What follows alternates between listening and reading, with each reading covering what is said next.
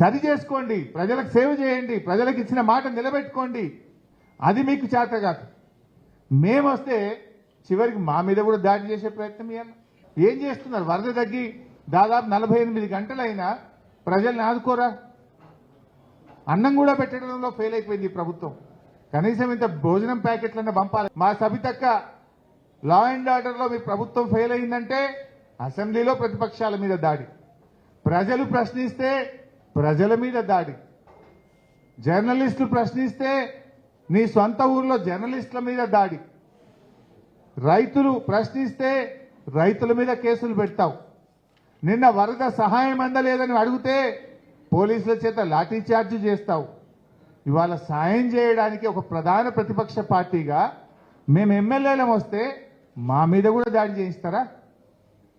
అంటే ఏందన్నట్టు మీరు ఏం రాజ్యం నడుపుతారు? ఇదే ఆ ప్రజాపాలన?